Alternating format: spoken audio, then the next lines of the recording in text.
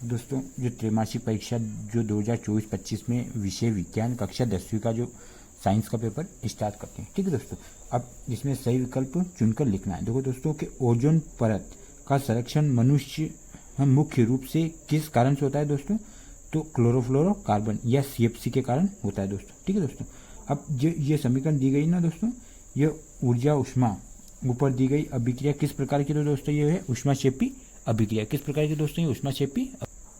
दोस्तों तीसरा क्वेश्चन है कि अमाशय का आंतरिक स्तर की हाइड्रोक्लोरिक अम्ल से रक्षा निम्न में से किसके द्वारा होती है दोस्तों, तो म्यूकस के द्वारा। ठीक है दोस्तों, अब चौथा क्वेश्चन है कि भोजन नली के किस भाग में भोजन का पूर्ण पाचन हो जाता है दोस्तों, तो शुद्रांत। ठीक है दोस्तों, अब पांचवा क्वेश्चन है कि दो तंत्रिकाओं कोशिकाओं के मध्य खाली स्थान को कहते हैं दोस्तों, तो सिपेंस। क्या बोलते हैं दोस्तों, सिनेप्स। क्या बोलते हैं दोस्तों, सिनेप्स। ठीक है दोस्तों, अब छठा क्वेश्चन है कि मस्तिष्क उत्तरदायी है, तो किसका है दोस्तों, ये सोचने के लिए है दोस्तों, हृदय स्पंदन के लिए और शरीर का संतुलन बनाने के लिए। इसका आंसर आएगा दोस्तों उपरोक्त सभी। ठीक है दोस्तों, अब दूसरा क्वेश्चन है कि रिक्त स्थान की पूर्ति कीजिए। तो पहला क्वेश्चन है कि अम्ल नीले लिटमस पत्र को लाल कर देता है। ठीक है दोस्तों, अब मनुष्य एक क्या है, एक जीव है। मनुष्य क्या है दोस्तों, एक जीव है। और प्रिज्म में आपतित किरण एवं निर्गत किरण के बीच का कोण विचलन कोण कहलाता है दोस्तों। क्या बोलते हैं उसको, विचलन कोण। अब चौथा क्वेश्चन है कि इंद्रधनुष जल की सूक्ष्म बूंदों द्वारा प्रकाश के विक्षेपण के कारण प्राप्त होता है। ठीक है दोस्तों, अब साइन आई बटे साइन आर बराबर म्यू कहलाता है दोस्तों। तो ये किसका नियम है, स्नेल का नियम है दोस्तों। किसका नियम है दोस्तों, ये स्नेल का। अब छठा क्वेश्चन है कि किसी रासायनिक अभिक्रिया का समीकरण के रूप में प्रतीकात्मक निरूपण ये कौन से कहलाते हैं दोस्तों, ये रासायनिक समीकरण कहलाती। अब दोस्तों सत्य असत्य में लिखना है दोस्तों। तीसरा क्वेश्चन है कि मनुष्य में दोहरा परिसंचरण होता है दोस्तों, तो सही है दोस्तों, मनुष्य में दोहरा परिसंचरण तंत्र होता है। ठीक है दोस्तों, अब बाया नीलय ऑक्सीजनित रक्त को शरीर के विभिन्न भागों में प्रेषित करता है दोस्तों, तो ये भी सही है। ठीक है दोस्तों, अब तीसरा क्वेश्चन कि मस्तिष्क का सोचने समझने वाला भाग पश्चिम मस्तिष्क होता है दोस्तों, ये गलत है दोस्तों, अग्र मस्तिष्क होता है। ठीक है दोस्तों, अब लेंस की क्षमता का मात्रक डायऑप्टर है। ठीक है दोस्तों, सही है, क्योंकि लेंस की क्षमता को अपूर्णांक में मापते हैं दोस्तों, डायऑप्टर में। और निकट की वस्तुओं को ठीक से नहीं देख पाना निकट दृष्टि दोष है दोस्तों, सही है, निकट दृष्टि दोष है। और सूर्य उदय के समय सूर्य लाल प्रतीत होता है दोस्तों, ठीक है सर, सूर्य लाल प्रतीत होता है। ठीक है दोस्तों, चौथा क्वेश्चन है दोस्तों कि सही जोड़ी बनाइए। देखो दोस्तों लैक्टिक अम्ल किसमें पाया जाता है दोस्तों, दही में लैक्टिक अम्ल पाया जाता है। और एसिटिक अम्ल दोस्तों किसमें पाया जाता है, सिरका में कौन सा अम्ल होता है दोस्तों, एसिटिक अम्ल। और साइट्रिक अम्ल जो जैसे नींबू जो खट्टे फल होते हैं ना, उसमें कौन सा साइट्रिक अम्ल पाया जाता है दोस्तों। और ऑक्जेलिक अम्ल है दोस्तों, ये किसमें पाया जाता है दोस्तों, टमाटर में पाया जाता है। और जल का pH मान कितना है दोस्तों, 7, इसलिए इसे उदासीन बोला जाता है। ठीक है, और ब्लीचिंग पाउडर दोस्तों, जो ब्लीचिंग पाउडर है ना, इसका सूत्र है दोस्तों CaOCl2। ठीक है दोस्तों, अब पांचवा क्वेश्चन है कि एक शब्द वाक्य में उत्तर लिखिए। अब देखो दोस्तों कि लोहे पर जंग लगना किस प्रकार की अभिक्रिया है दोस्तों, तो ये ऑक्सीकरण अपचयन अभिक्रिया। ये कौन सी दोस्तों, ऑक्सीकरण अपचयन अभिक्रिया है दोस्तों। हरे पौधों की पत्तियां में पाए जाने वाला वर्णक का नाम लिखिए दोस्तों, तो पत्तियों में कौन सा पाया जाता है दोस्तों, वर्णक क्लोरोफिल। ठीक है दोस्तों, अब तीसरा क्वेश्चन है कि किस हार्मोन की कमी से मधुमेह रोग हो जाता है दोस्तों, तो इंसुलिन की कमी से। ठीक है, अब चौथा क्वेश्चन है कि मनुष्य में आयोडीन की कमी से कौन सा रोग हो जाता है दोस्तों, गेंगा या गायटन। ठीक है दोस्तों, गायटन रोग हो जाता है। अब पांचवा क्वेश्चन है कि नेत्र के किस भाग पर वस्तुओं के प्रतिबिंब बनते हैं दोस्तों, तो रेटिना पर बनते हैं। ठीक है, और अंतरिक्ष यात्री को आकाश कैसे दिखाई देता है दोस्तों, ये छठा क्वेश्चन काला दिखाई देता है। ठीक है दोस्तों, देखो दोस्तों जो छठा नंबर का क्वेश्चन है कि उत्पादक किन्हें कहते हैं दोस्तों, तो इसका आंसर लिखना है अपने को दोस्तों, उत्पादक किन्हें कहते हैं दोस्तों, कि उत्पादक वे जीव होते हैं जो पारिस्थितिकी तंत्र में अपना भोजन स्वयं बना सके, अपना भोजन स्वयं बना सकते हैं, उन्हें क्या बोलते हैं दोस्तों, उत्पादक कहा जाता है। ठीक है दोस्तों। अब छठे का अथवा वाला क्वेश्चन है दोस्तों कि उपभोक्ता किन्हें कहते हैं। तो उपभोक्ता दोस्तों, अथवा वाला भी क्वेश्चन देखना कि उपभोक्ता, इसका आंसर लिखना है दोस्तों अपने को कि वह जीव है जो स्वयं ऊर्जा बनाने में असमर्थ होने के कारण अन्य जीवों को खाकर ऊर्जा प्राप्त करता है। दोस्तों उपभोक्ता उन्हें बोलते हैं कि वह जीव जो स्वयं ऊर्जा बनाने में असमर्थ है और होने के कारण अन्य जीवों को खाकर ऊर्जा प्राप्त करते हैं दोस्तों, उनको क्या बोलते हैं, उपभोक्ता बोलते हैं। ठीक है दोस्तों। अब सातवां क्वेश्चन कि मानव नेत्र की सामान्य दृष्टि के लिए न्यूनतम दूरी कितनी होती है दोस्तों। तो इसका आंसर लिखना अपने को दोस्तों 25 सेंटीमीटर। दोस्तों इसका आंसर क्या है, 25 सेंटीमीटर होती है दोस्तों। ठीक है कि मानव नेत्र की सामान्य दृष्टि के लिए न्यूनतम दूरी 25 सेंटीमीटर होती है दोस्तों। ठीक है दोस्तों। अब अथवा वाला क्वेश्चन है कि प्रिज्म कोण किसे कहते हैं दोस्तों। तो प्रिज्म कोण, इसका आंसर लिखना है दोस्तों अपने को 7वें का। कि इसका आंसर क्या लिखेंगे दोस्तों कि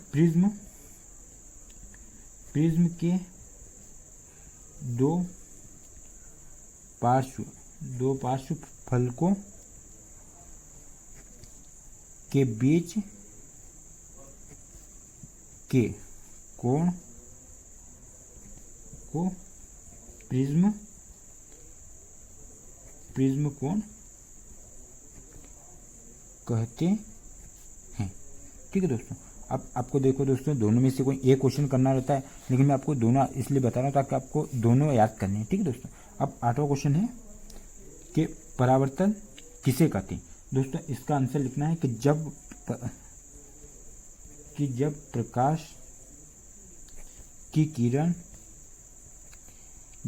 की किरणें किसी सतह से टकराकर अपने ही माध्यम में लौट जाते हैं, तो लौटने के इस घटना को ही प्रकाश का परावर्तन कहते हैं। दोस्तों 8वां का अथवा वाला क्वेश्चन है, 8वां नंबर का, कि अपवर्तन किसे कहते हैं। तो इसका आंसर लिखना है दोस्तों कि एक माध्यम से दूसरे माध्यम में पहुंचने वाली तरंग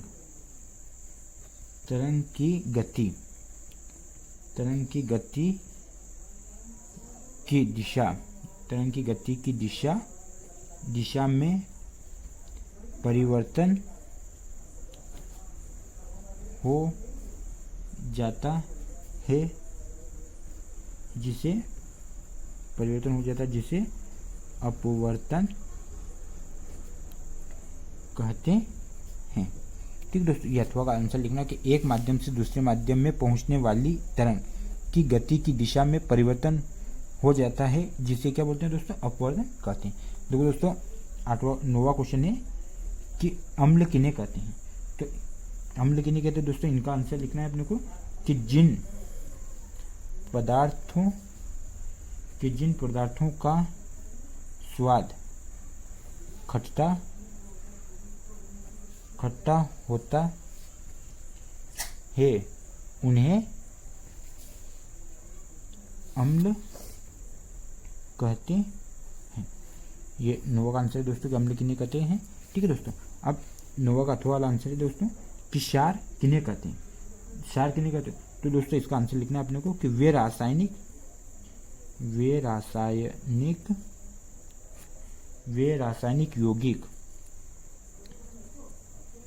रासायनिक यौगिक जो जल में वियोजित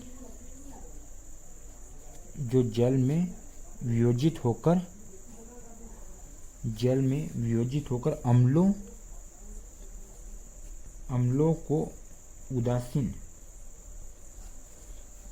को उदासीन करते हैं, क्षारक कहलाते हैं।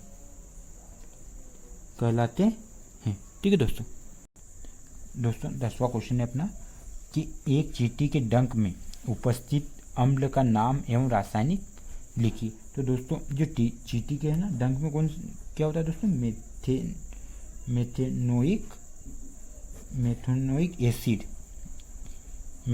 एसिड या अम्ल। इसका रासायनिक सूत्र होता है दोस्तों, रासायनिक सूत्र HCOOH है। ठीक है दोस्तों, इसका रासायनिक सूत्र हो गया। ठीक है दोस्तों, अब 10वां क्वेश्चन है कि पीएच स्केल किसे कहते हैं। तो दोस्तों पीएच स्केल किसे को बोलते हैं दोस्तों कि पीएच किसी विलयन की अम्लता या क्षारकता का एक माप है। दोस्तों जो 11वें नंबर का क्वेश्चन है कि संयोजन अभिक्रिया को समझाइए। तो दोस्तों इसका आंसर लिखना है अपने को ऐसी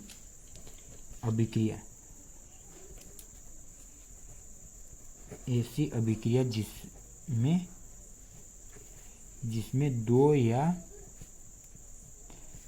से अधिक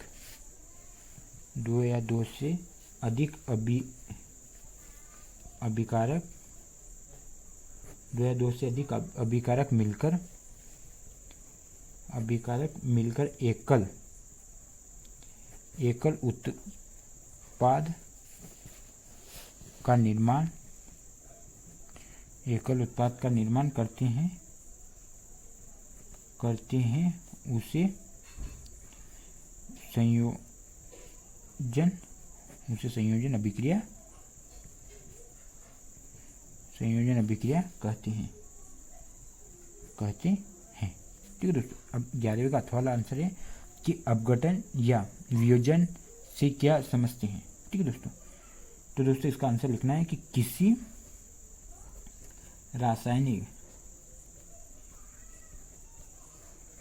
रासायनिक यौगिक का टूटकर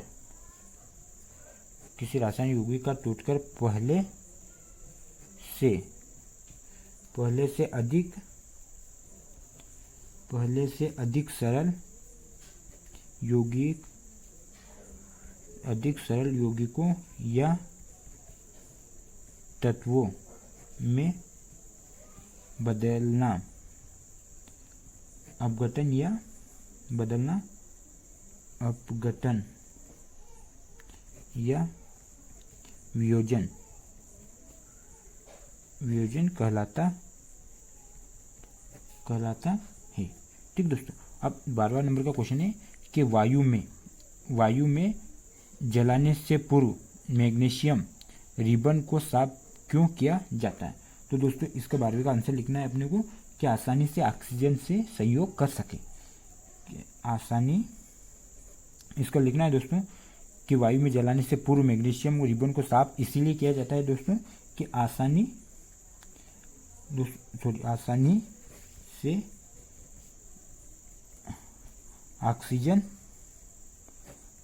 ऑक्सीजन से संयोग कर सके। ठीक है दोस्तों, ऑक्सीजन से सहयोग कर सके। दोस्तों 12वां का नंबर का जो अथवा वाला क्वेश्चन है कि श्वसन को ऊष्माक्षेपी अभिक्रिया क्यों कहते हैं।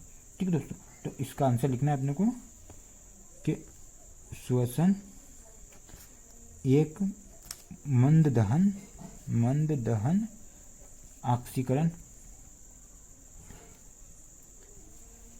ऑक्सीकरण की अभिक्रिया है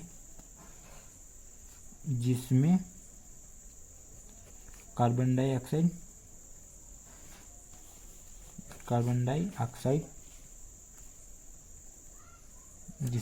डाइऑक्साइड जल वाष्प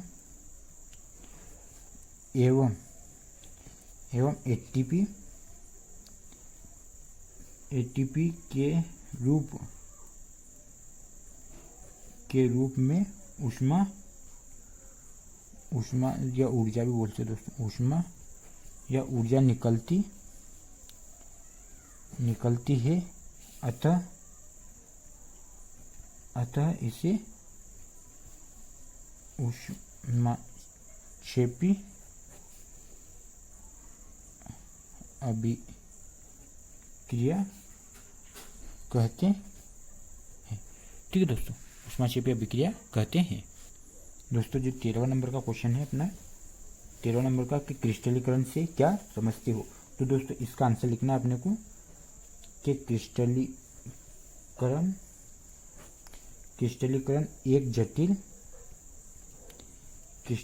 एक जटिल प्रक्रिया है जिसके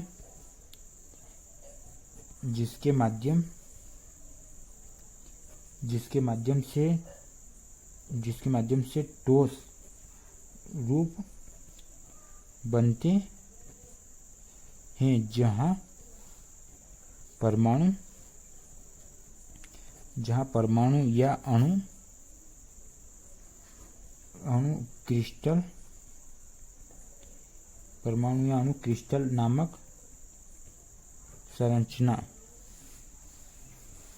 नामक संरचना में मजबूती से पैक होते हैं।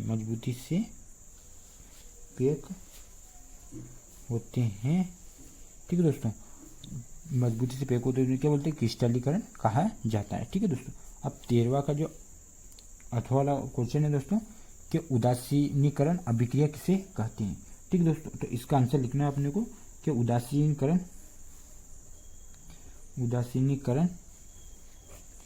अभिक्रिया वह अभिक्रिया है जिसमें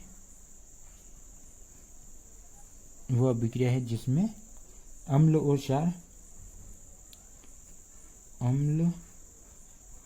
और क्षार क्रिया करके एक लवण और जल का निर्माण करते हैं। 14 नंबर का क्वेश्चन है दोस्तों अपना कि अवतल दर्पण के दो उपयोग लिखिए। तो दोस्तों जो अवतल दर्पण है ना, अवतल दर्पण का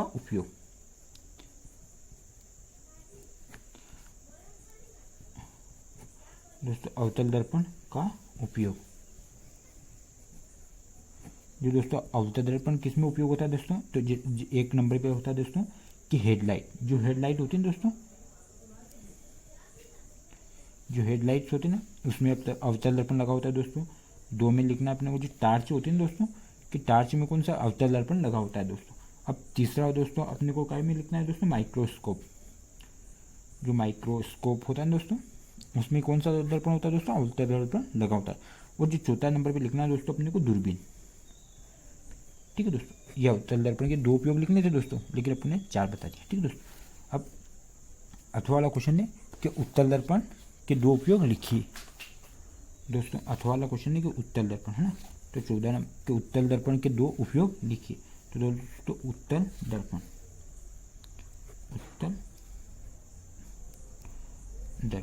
ठीक है दोस्तों। अब नंबर 1 पे लिखना है दोस्तों उत्तल दर्पण के दोस्तों जो शेविंग का जो कांच होता है ना दोस्तों, उसमें कौन सा दर्पण होता है? उत्तल दर्पण। ठीक है दोस्तों, शेविंग कांच जो शेविंग करने का होता है दोस्तों, उसमें कौन सा दर्पण लगा होता है? उत्तल दर्पण। 2 में दोस्तों वाहन में जो पश्चदर्शी जो होता है दोस्तों, उसमें कौन दर्पण होता है ना, वाहन में पश्चदर्शी, वाहन में जो पीछे का जो दृश्य देखने के लिए जो लेंस लगा होता है दोस्तों, वो भी उत्तल दर्पण का होता है दोस्तों, उत्तल दर्पण। ठीक है दोस्तों। अब तीसरे नंबर पे है दोस्तों कि शोर कुकर, जो शोर कुकर होते हैं दोस्तों, उसमें उत्तल दर्पण लगा होता है। ठीक है दोस्तों। अब 15 नंबर का क्वेश्चन है दोस्तों अपना कि ऊष्माक्षेपी अभिक्रिया का क्या अर्थ है? तो दोस्तों इसका आंसर लिखना है अपने को कि जब किसी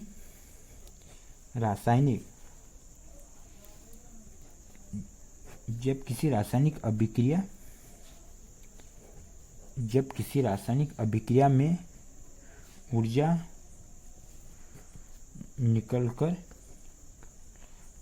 निकलती है तो उसे ऊष्माक्षेपी अभिक्रिया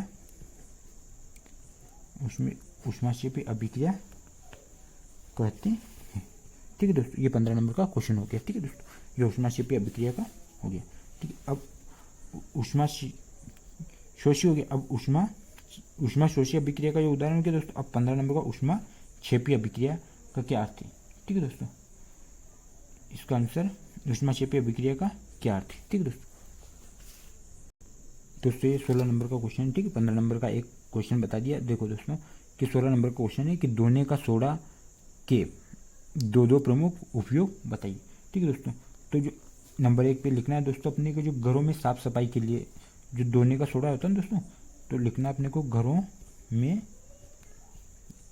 साफ सफाई के लिए। ठीक है दोस्तों, घरों में साफ सफाई के लिए। नंबर 2 में लिखना है दोस्तों कि जल की स्थायी कठोरता को हटाने के लिए। ठीक है दोस्तों, हटाने के लिए दोने के सोडा के दो उपयोग बता दिए दोस्तों। अब 16 नंबर का जो अथवा वाला क्वेश्चन है दोस्तों, उसका आंसर लिखना है आपको। ठीक है दोस्तों, कि बेकिंग सोडा के दो प्रमुख उपयोग बताइए। ठीक है दोस्तों, तो इसका पहला लिखना है दोस्तों कि पेट में अम्लता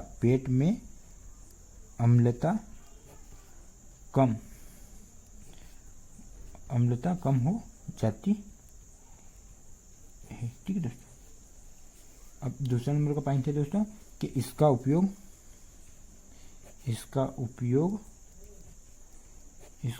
अग्निशामक यंत्रों में किया जाता है। इसका उपयोग दोस्तों जो अग्निशामक